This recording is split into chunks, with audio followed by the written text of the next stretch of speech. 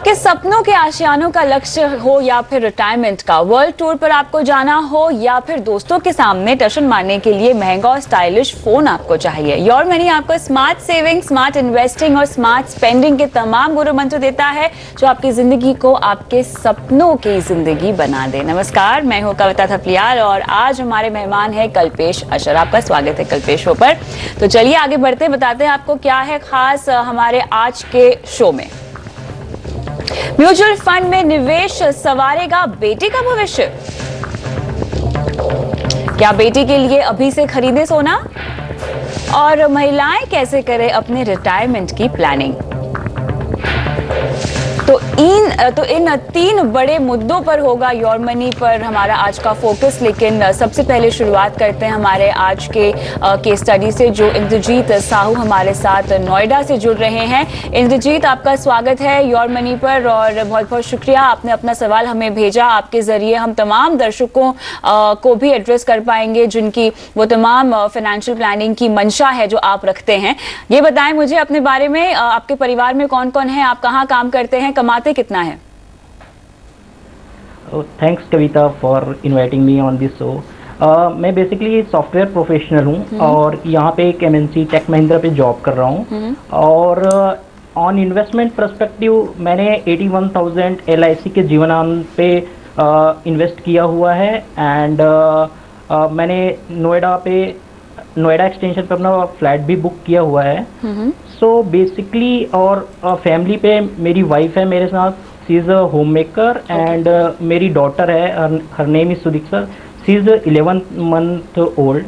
सो मेरा बेसिक सवाल जो है वो ये है कि मैं अपनी बेटी के लिए फॉर हर बेटर फ्यूचर किस में इन्वेस्ट करना सही रहेगा। लाइक अभी हमारे पास मतलब ऑप्शन है, मैं जो बेसिक रिक्वायरमेंट मेरी रहेगी वो रहेगी after 18 years once she complete her school days, then college के लिए मुझे मनी चाहिए रहेगा, then for her marriage. So these two are my basic requirement. बिल्कुल, तो यहाँ पर कोई खास कॉर्पस आपने अपने जहन में रखा है इंद्रजीत जिसके लिए आपको निवेश की शुरुआत करनी है? एज सच मैंने मतलब म्यूचुअल फंड पे इन्वेस्ट करने का सोचा हूँ, but I am little confuse means which mutual fund to be choose. Like हर म्यूचुअल फंड में कुछ न कुछ रिस्क रहता है, ऑल्दो आई नो हर में कुछ न कुछ रिस्क रहता है, बट फॉर बेटर।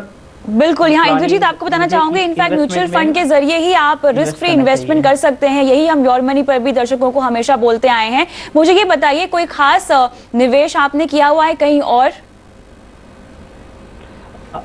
निवेश में मैंने LIC का जीवन आनंद प्लान किया हुआ है। 81,000 ईयरली पे करता हूँ। और दूसरा 25,000 का मैक्स गेन का किया हुआ है इन्वेस्टमेंट। ये दो ही है और मैं 7,000 मोर इन्वेस्ट करना चाहता हूँ टुवर्ड्स म्यूचुअल फंड मेरे डॉटर के लिए। ठीक है, चलिए बताते हैं कि आप अपनी बेटी के भविष्य को कैसे संवार सकते हैं, कैसे बना सकते हैं म्यूचुअल फंड के जरिए। कल्पेश, यहाँ पे इनका बहुत ही सेट टारगेट है, अपनी बेटी के लिए ये निवेश शुरुआत करना चाहते हैं। मेरे ख्याल से म्यूचुअल फंड में अब तक निवेश नहीं किया है और मानते हैं कि थोड़ा बहुत रिस्क तो हर निवेश में होता है, हर इन्वेस्टमेंट इंस्ट्रूमेंट में होता है और म्यूचुअल फंड्स में भी होगा। तो पहली बात तो ये है कि अगर ये अपनी रिस्क मान के चलते हैं तो इनका बहुत ही पथ आसान हो जाता है कि उनको पता है कि वो किस दायरे पे जा रहे हैं।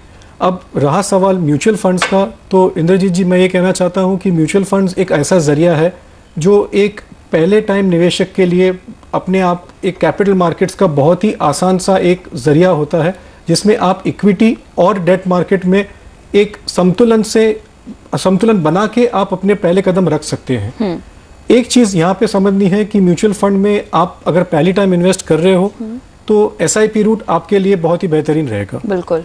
अब रहा सवाल जो आपको एक कॉर्पस अपनी बेटी के लिए बनाना है, तो उसमें जब हम एक फाइनेंशियल गोल या एक लक्ष्य सेट करते हैं तो हमें पहले उस लक्ष्य को एक दायरा देना होता है कि क्या हमें जो लक्ष्य है वो शॉर्ट टर्म के लिए सेट करना है मध्यम अवधि के लिए सेट करना है या लंबी अवधि के लिए सेट बिल्कुल, करना यहाँ है। अच्छी बात यह है कि 18 साल का इन्होंने टाइम अपने हाथ में लिया हुआ है और मेरे ख्याल से फिलहाल 7,000 रुपए से निवेश की शुरुआत करना चाहते हैं, लेकिन आगे चल के आय बढ़ेगी तो ये मेरे ख्याल से निवेश भी बढ़ाएंगे। लेकिन इंद्रजीत, जैसे कि कल्पेश ने कहा कि आपको एसआईपी के जरिए निवेश करना है, यानी हर महीने एक पर्टिकुलर म्यूचुअल फंड में ईसीएस के जरिए आपके पैसे जाएंगे और आपको यूनिट्स मिलेंगे। एसआईपी का जरिया ऐसा होता है कि जहां पे आपका डिसिप्लिन मेंटेन हो जाता है, आप निवेश की जो आपकी प्रक्रिया है उसमें कोई बाधा ना आए, इसीलिए एसआईपी के जरिए हम कहते हैं कि आपको निवेश करना चाहिए। कल्पेश, अब जब फंड के चुनाव की बात आती है कि ये पहला कदम ले रहे हैं और इनको 7,000 पर मंथ जो इन्वेस्टमेंट करनी है, तो सबसे पहली बात तो मैं कहना चाहूँगा कि इनकी जो अवधि है तो उसमें ये जो दोनों ऑप्शंस इनके पास हैं, जैसे इक्विटी और डेट हो गया, तो समान हिस्सों में अपनी इन्वेस्टमेंट बांट दें, यानी कि 3,500 आप इक्विटी में इन्वेस्ट करें और 3,500 डेट फंड में इन्वेस्ट करें। और चूंकि ये आपके ये पहले कदम है तो ज़्यादा आपको इक्विटी में भी रिस्क लेने की ज़रूरत नहीं है, तो उसमें आप लार्ज कैप या बैलेंस फंड से शुरुआत कर सकते हैं। उसमें मैं आपको फंड सजेस्ट करता हूँ ICICI prudential focused blue chip equity fund या HDFC बैलेंस फंड हो गया। और डेट फंड कैटेगरी में आप बिरला सन लाइफ डायनामिक बॉन्ड फंड ले सकते हैं। अब सिर्फ मैं आपको एक छोटा सा उदाहरण देता हूँ, आपकी तो अवधि काफ़ी लंबी है। अगर आप मान लो कि ये दोनों फंड में 5 साल भी निवेश करते हो एक मध्यम अवधि के लिए, तो 5 साल में अगर हम 10% पर एनम आपका रिटर्न जोड़ें पोस्ट टैक्स, तो आप 5 साल में सिर्फ 7,000 रुपए की जो रकम आप इन्वेस्ट करना चाहते हो, उससे आप तकरीबन 5.5 लाख रुपए की एक जमा पूंजी इकट्ठा कर सकते हो अपनी डॉटर के लिए। अब ये हो गया म्यूचुअल फंड का हिस्सा। और दूसरा, आपने जो इंद्रजीत जी आपने बताया कि ये आपने इंश्योरेंस भी ले रखा है, तो उसके बारे में मैं थोड़ी आपके ऊपर एक सलाह देना चाहता हूँ कि आपने दोनों प्लान जो सिलेक्ट किए हुए हैं वो इन्वेस्टमेंट कम इंश्योरेंस प्लान्स हैं, और वो ऐसे प्लान्स हैं जो आपको ना तो पूरी तरह अपने परिवार को सुरक्षित रखने में काम आते हैं, ना ही इन्वेस्टमेंट के जरिए आपको अच्छी एक बढ़त या ग्रोथ दे पाएंगे। तो सबसे पहले आपको यही सलाह होगी कि आप निवेश तो ज़रूर कीजिए, लेकिन एक टर्म प्लान अपने लिए ले लीजिए। बिल्कुल, यहाँ पे आपको रिस्क कवर करना चाहिए और इंश्योरेंस को हमेशा प्रोटेक्शन के लिए ही इस्तेमाल करना चाहिए। लेकिन मैं चाहूंगी हम यहाँ पर इन्हें म्यूचुअल फंड में निवेश कैसे शुरू करें वो भी थोड़ा सा समझा देते हैं। अगर ये डायरेक्ट म्यूचुअल फंड के जरिए करना चाहते हैं या अगर ये किसी एजेंट के थ्रू म्यूचुअल फंड खरीदना चाहें, क्या फ़र्क है इसमें और बेहतर तरीका क्या है? अभी आप 2 तरीके हैं इसमें चुन सकते हैं। अगर आप इंटरनेट पे जाके ऑनलाइन सिलेक्ट करना चाहते हैं म्यूचुअल फंड्स, तो वो भी आप सिलेक्ट कर सकते हो। उसमें भी आप डायरेक्ट प्लान सिलेक्ट कर सकते हो। अब डायरेक्ट प्लान्स में ये होता है कि उनकी जो वैल्यू होती है या नेट असेट वैल्यू जो होती है वो नॉर्मल फंड से 1.25 या 0.5 ज़्यादा होती है। उसमें ये फ़ायदा होता है कि आपको जो ग्रोथ है वो थोड़ी ज़्यादा मिलती है, क्योंकि इसमें कोई एजेंट इन्वॉल्व या कमीशन इन्वॉल्व नहीं होता है। लेकिन आपको उसकी जो समीक्षा है, उसकी जो रिव्यू है वो खुद आपको ही करनी पड़ेगी। अब आप अगर कोई डिस्ट्रीब्यूटर या कोई एजेंट चुनते हो तो ज़रूर उसको आप अपना पूरा एक प्रोफाइल दिखा दीजिए। वो जो हमने फंड्स रेकमेंड किए उनको बताइए कि आपको इन फंड्स में निवेश करना है। वो आपकी एक पूरी KYC कर लेगा, जो नो योर क्लाइंट्स प्रोसीजर है। आपको फॉर्म्स देगा, आपको वो फॉर्म भरने हैं, आपकी सारी बैंक की डिटेल्स उनके पास जमा करनी होगी, आपका पैन कार्ड, आपका एड्रेस प्रूफ, वो सारी चीज़ें म्यूचुअल फंड KYC होके आप अपने निवेश का जो माध्यम है वो शुरू कर सकते हैं फिर। बिल्कुल, लेकिन यहाँ पे इन्हें KYC अगर खुद करनी हो तो वो कैसे करें? अगर आपको KYC भी खुद करनी हो तो उसमें पॉइंट्स होते हैं डायरेक्टली, जो आप डायरेक्टली म्यूचुअल फंड हाउस में जाके अपने सारे जो डॉक्यूमेंट्स हैं, प्रूफ ऑफ एड्रेस या पैन कार्ड हो गया, उनको भी डायरेक्टली जाके जमा कर सकते हो। उस जरिए डायरेक्टली म्यूचुअल फंड वाले आपका KYC कर सकते हैं। बिल्कुल, यहाँ मैं जुड़ना चाहूंगी इंद्रजीत जी से। इंद्रजीत, मुझे ये बताएं कि अपनी बेटी के लिए आप शायद कुछ सोना भी जोड़ना चाहते हैं, आपकी दिलचस्पी है सोने में निवेश करने की? कविता जी, मैं अपनी बेटी के लिए लाइक बीइंग अ इंडियन, हर कोई चाहता है कि गोल्ड पे निवेश करे, राइट? सो मैं ये जानना चाहता हूँ कि how safe is it to invest in gold, particularly on gold side देखूँ तो ETF भी है, ई गोल्ड ऑप्शन भी है आजकल तो, और देन फिजिकल ऑप्शन है। So which one is best option, ये मैं जानना चाहता हूँ इस तीनों विकल्प। बिल्कुल, कल्पेश, यहाँ पे जिस तरह से रिटर्न दिया है सोने ने, वो अपने पोर्टफोलियो में 5 से 10% तो एक्सपोजर होना ही चाहिए। लेकिन अगर मेरा इरादा मेरी बेटी के भविष्य की का है और अगर उसकी शादी ब्याह में जो गहने इस्तेमाल करने हैं, उसके लिए क्या मैं फिजिकल गोल्ड अभी से खरीदना शुरू कर सकती हूँ?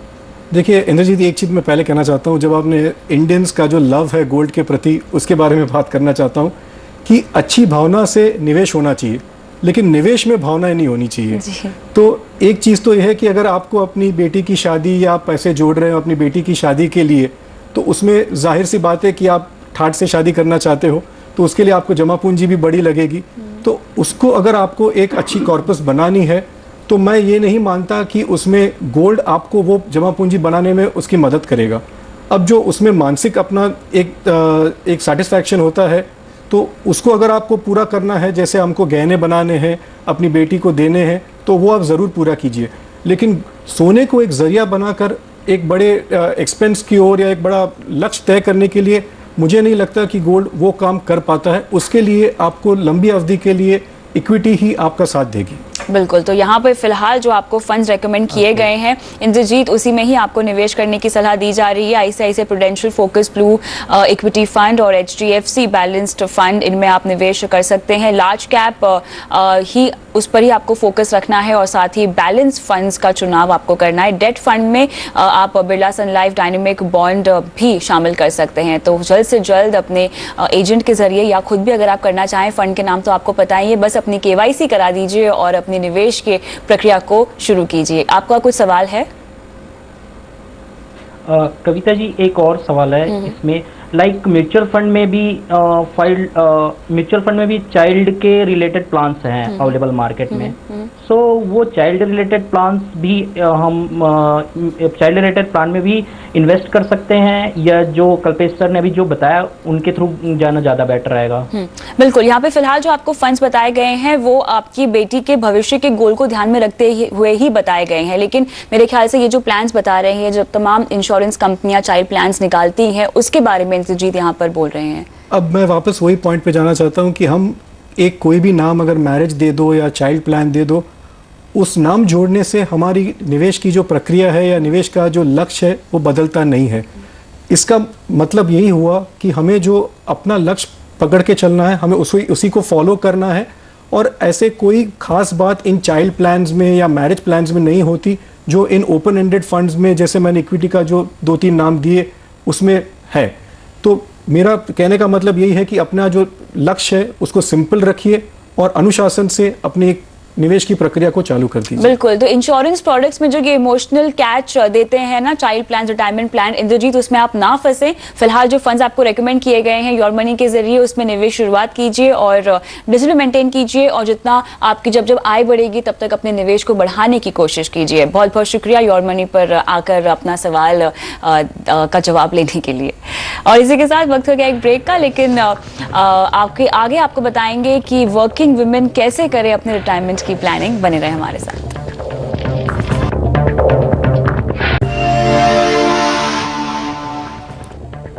वेलकम बैक, योर मनी में आपका फिर से स्वागत है और आगे बढ़ते हैं। हमारे साथ फोन लाइन पर प्रेमा शेरपा है। नमस्कार, बताएं प्रेमा, आप कहाँ की रहने वाली हैं, क्या करती हैं? मैं जोरहाट शाम से हूँ और I am working with Jet Airways. Okay, very good. मुझे बताएं आपके फाइनेंशियल गोल्स क्या हैं? Actually I have a niece, so for her I want somewhere around 20 lakhs after 18 years. She's at present she is just 6 years old.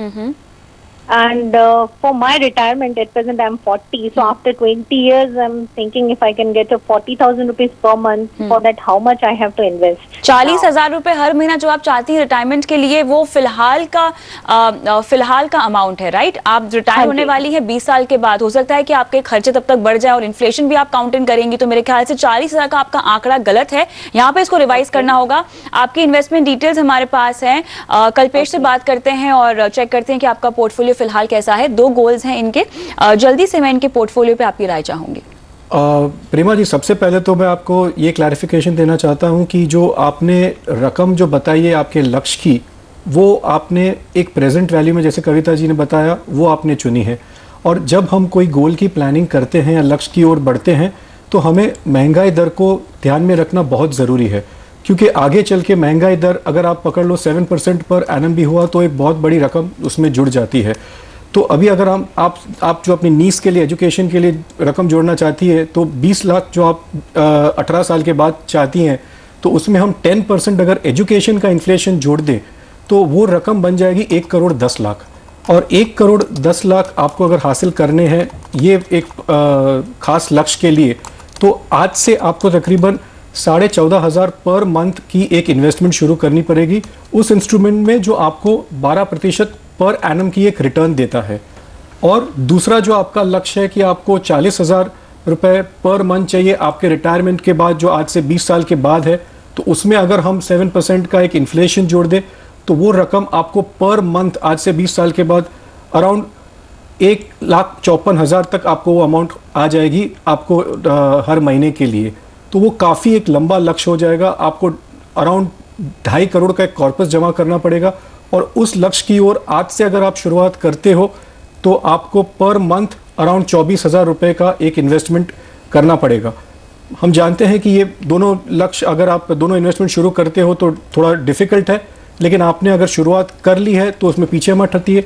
आपने जो आपका portfolio भेजा है वो भी काफ़ी अच्छा है फॉर्चुनेटली, और उसको आप कोई भी उसमें बदलाव मत कीजिए, उसमें बने रहें और आप देखोगे कि अपने आप कंपाउंडिंग इंटरेस्ट के ज़रिए आप एटलीस्ट अपने गोल के करीब, या तो अगर ऊपर वाले ने चाहा तो आपके गोल को भी हासिल कर सकते हो।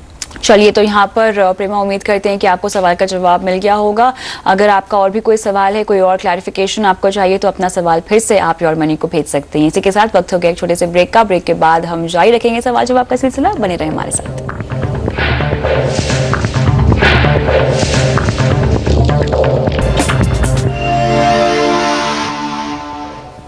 Welcome back. योर मनी में हम दे रहे हैं आपके सवालों के जवाब। आगे बढ़ते हैं। हमें अगला सवाल दिया है दिव्येश दवे ने, और ये 22 साल के हैं। इनकी कुछ डिटेल्स इन्होंने ईमेल के जरिए हमें दी हैं। उम्र 22 साल की है और सवाल ये है कि हेल्थ इंश्योरेंस प्लान लेना चाहते हैं। परिवार में माता पिता हैं और 5 से 10 लाख का फैमिली फ्लोटर प्लान ले या इंडिविजुअल प्लान ले, इसमें ये कंफ्यूज है। मेरे ख्याल से यहाँ पर हम इनको इंडिविजुअल प्लान ही रिकमेंड करेंगे, बिकॉज 22 साल की ये खुद हैं। फैमिली फ्लोटर अमूमन इस तरह की एज के लिए हम रिकमेंड नहीं करेंगे। देखिए देवेश, आज की तारीख में मेडिकल के खर्चे इतने बढ़ गए हैं कि हमें पर्याप्त रूप से अपने आप का स्वास्थ्य बीमा बहुत ही ज़रूरी है हमारे लिए लेना। अब आप जो प्लान के बारे में सोच रहे हो, जो हेल्थ इंश्योरेंस के प्लान में, और अगर आप उसमें अपने पेरेंट्स को जोड़ना चाहते हो तो मुझे लगता है कि फैमिली फ्लोटर आपके लिए एक महंगा ऑप्शन हो जाएगा। तो मेरी सलाह तो यही रहेगी कि आप इंडिविजुअल प्लान्स लें और एटलीस्ट 5 लाख के 3 इंडिविजुअल प्लान्स ले लें। और अगर आपके माता पिता का स्वास्थ्य अच्छा है, और ज़रूर आपका स्वास्थ्य तो अच्छा होगा ही, आप 22 साल के यंग हो, तो उसमें आप इंडिविजुअल प्लान्स लेके किसी फैमिली फ्लोटर का सहारा ना लें, क्योंकि आपको महंगा भी पड़ेगा वो। और अगर भगवान ना करे कोई आपत्ति आ गई तो उसमें आप दूसरे 2 बंदे जो हैं वो काफ़ी उसमें उनको अड़चन आ सकती है उसी साल में अगर कोई बीमारी आ गई तो।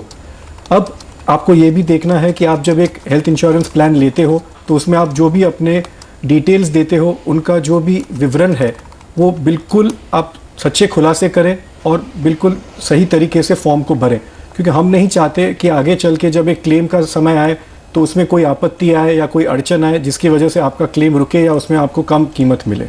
बिल्कुल। तो यहाँ पर दिवेश, अगर आप हमें सुन सकते हैं तो आपको इंडिविजुअल हेल्थ पॉलिसी लेनी चाहिए। कोई खास कंपनी का प्लान इनको रेकमेंड करना चाहेंगे? मैं सिर्फ एक कंपनी का प्लान रेकमेंड करना चाहूँगा फिलहाल, तो वो है अपोलो म्यूनिक का इजी रिस्टोर प्लान।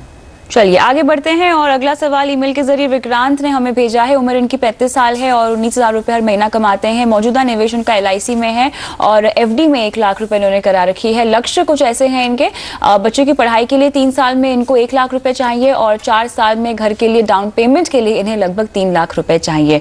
निवेश तो खैर विक्रांत का कुछ भी नहीं है, एक तरह से नई शुरुआत ही इनको करनी पड़ेगी।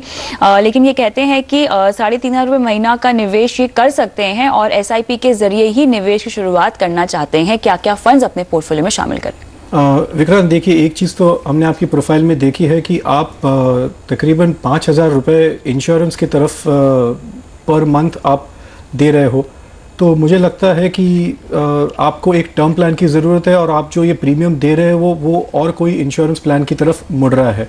तो अगर आप ये एक टर्म प्लान ले लेते हो तो उसका प्रीमियम देखोगे, अगर आप एक 40 लाख का या 50 लाख का टर्म प्लान लेते हो आपकी उम्र को देखते हुए, तो आपका साल का प्रीमियम तकरीबन 5,000 रुपये आएगा। तो आप जो महीने का भरते हो वो साल में आप भरोगे तो उसमें आपकी बचत काफ़ी हो जाएगी और वो हिसाब से आप इन्वेस्टमेंट म्यूचुअल फंड की तरफ झुकाव कर सकते हो और आप आराम से जो एक डेट फंड आप चुन ले, बिरला सन लाइफ डायनामिक बॉन्ड फंड, तो उस फंड में आप अगर 4 साल तक जो आपकी अमाउंट आप इन्वेस्ट करना चाहते हो, तो आपका जो डाउन पेमेंट आप घर की तरफ करना चाहते हो वो आप बहुत ही आसानी से कर पाओगे। चलिए, ये निवेश रणनीति आपको अपनाने की सलाह दी जा रही है। विक्रांत, आगे बढ़ते हैं और महेंद्र रघु का सवाल लेते हैं जो कि ईमेल के जरिए उन्होंने भेजा है। 25,000 रुपए ये महीना कमाते हैं। महेंद्र, ये बताएं कि आपका सवाल इंश्योरेंस को लेकर है, क्या जानना चाहते हैं आप? अपनी टीवी की आवाज कम कर दीजिए और हमसे बात करें। जी जी सर। हाँ जी। मैं सर ये पूछना चाह रहा था कि जो सर ऑनलाइन अपने लाइफ कवर टर्म रहते हैं, जैसे मतलब जो फैमिली कवर रहते हैं 50 लाख 75 लाख वाले जो ऑनलाइन में रहते हैं, लाइफ इंश्योरेंस या जी। अपना, आप केवल एक्सीडेंटल कवर ही चाहते हैं? हाँ मैम, एक्सीडेंटल और डेथ कवर मैम। चलिए, तो ये एक्सीडेंटल कवर पर इनका सवाल है और मेरे ख्याल से रिस्क कवर की ये ऑनलाइन टर्म प्लान की बात कर रहे हैं। ओके, तो महेंद्र जी, सबसे पहले तो मैं ये कहना चाहता हूँ कि आप एक प्योर टर्म प्लान और रिस्क कवर अलग अलग ले लें। जो एक्सीडेंटल रिस्क की जो आप बात कर रहे हैं, उसकी वजह यह है कि अगर आप एक प्योर टर्म प्लान लेते हो जो 40 या 50 लाख का जो आप लेना चाहते हो, तो वो उसका जो एक सारे जो उसके क्लॉजेस होते हैं ऑनलाइन के, उसमें आपको वो काफ़ी वाजबी भी रहेगा उसका प्रीमियम। और जहाँ तक रहा सवाल एक्सीडेंटल पॉलिसी का, तो उसमें काफ़ी सारी विशेषताएं होती हैं, जैसे कि आपको टेम्पररी या परमानेंट डिसेबिलिटी हो गई कोई एक्सीडेंट की वजह से, तो वो फीचर्स आप एक एक्सीडेंटल पॉलिसी से अलग से ले सकते हो। तो मेरी सलाह ये रहेगी कि आप वो दोनों को एक साथ ना लें और अलग अलग पॉलिसीज़ में अपना जो इंश्योरेंस है वो ले लें। चलिए, यहाँ पर महेंद्र जी आपको यही सलाह दी जा रही है। आपको लगभग 40 से 50 लाख रुपए का टर्म प्लान लेना चाहिए और साथ ही एक्सीडेंटल पॉलिसी जो आप लेना चाहते हैं वो काफ़ी बेहतर निर्णय है और जल्द से जल्द ले लीजिए। और टर्म प्लान के साथ इसे जोड़कर नहीं लेने की सलाह आपको यहाँ पर कल्पेश दे रहे हैं। उम्मीद करते हैं कि सवाल का जवाब आपको मिल गया होगा। बहुत बहुत शुक्रिया इसी के साथ कल्पेश आज योर मनी में आने के लिए। और अगर आप भी हमसे mutual fund, insurance, financial planning, credit card, loan या अपना कोई भी सपना जिसे आप साकार करना चाहते हैं, कोई एस्पिरेशनल गोल है आपका, वो आप पूरा करना चाहते हैं और जानना चाहते हैं कि उसके लिए आर्थिक रणनीति क्या हो, अपना सवाल अपने कॉन्टैक्ट नंबर के साथ हमें mf@moneycontrol.com पर भेजिए। आप चाहें तो मेरे पर्सनल ट्विटर आईडी पर भी अपना सवाल भेज सकते हैं और हमारे फेसबुक के पेज पर जाकर भी अपना सवाल पोस्ट कर सकते हैं। योर मनी के पुराने एपिसोड्स भी यहाँ देख सकते हैं। नमस्कार।